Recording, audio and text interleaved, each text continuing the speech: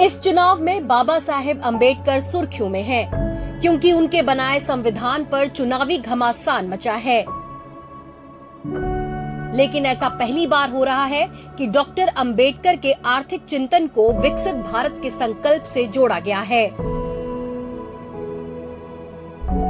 ये कैसे काम करेगा, इसको विस्तार से प्रधानमंत्री नरेंद्र मोदी ने एनडीटीवी को दिए एक्सक्लूसिव इंटरव्यू में बताया। बाबा साहब कहते थे कि इस देश में इंडस्ट्रियल रिवॉल्यूशन बहुत जरूरी है, क्योंकि देश का जो दलित आदिवासी वो जमीन का मालिक है ही नहीं, वो एग्रीकल्चर में कुछ नहीं कर सकता है।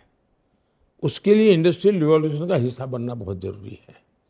और इसलिए मैं मानता हूं कि भारत में हमें और एग्रीकल्चर पर जितना बोझ हम कम करेंगे, आज उस पर बोझ बहुत है, उस पर बोझ कम करने की जरूरत है। जी।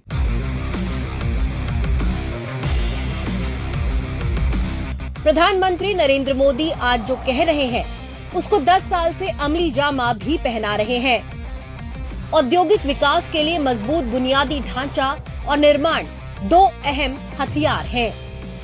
अगर निर्माण यानी मैन्युफैक्चरिंग सेक्टर की बात करें तो 2014 में शुरू किए गए मेक इन इंडिया ने भारत को एक बड़ा वैश्विक मैन्युफैक्चरिंग और निवेश का केंद्र बना दिया है। वहीं 14 प्रमुख मैन्युफैक्चरिंग सेक्टर में प्रोडक्शन लिंक्ड इंसेंटिव यानी PLI योजना के शुरू होने से निवेशकों को जोड़ने की सहूलियत बढ़ी है। उसी तरह पीएम गति शक्ति योजना मल्टी मॉडल कनेक्टिविटी के जरिए रेलवे और सड़क परिवहन समेत 16 मंत्रालयों को साथ लाने का डिजिटल मंच है। हमारी गति शक्ति प्लेटफॉर्म पे जो डेटा है 1600 लेयर्स हैं। आप कोई भी चीज डालो तो 1600 लेयर में से वेरीफाई होकर के आता है कि यहाँ कर सकते हैं नहीं कर सकते। ये अपने आप में एक बड़ी यूनिक चीज है। जी।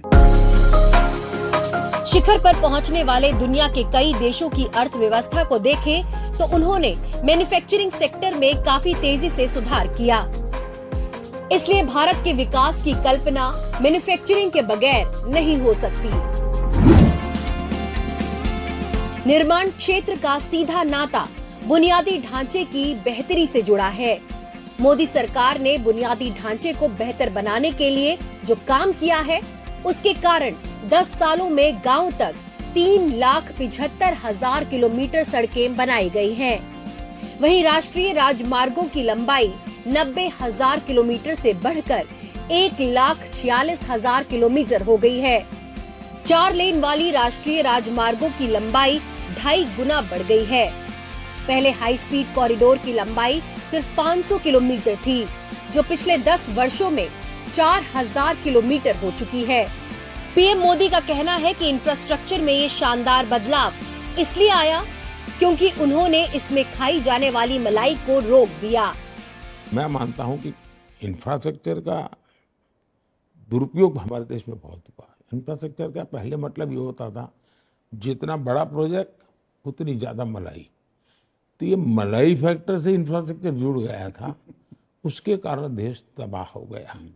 और मैंने देखा कि सालों तक ये इंफ्रास्ट्रक्चर या तो कागज पे है या तो वहाँ एक पत्थर लगा हुआ है, शिलान्यास हुआ है। जब मैं यहाँ आया तो मैंने प्रगति नाम का एक मेरा रेगुलर प्रोग्राम था, मैं रिव्यू करने लगा और रिव्यू कर करके मैंने उसको गति देने गया।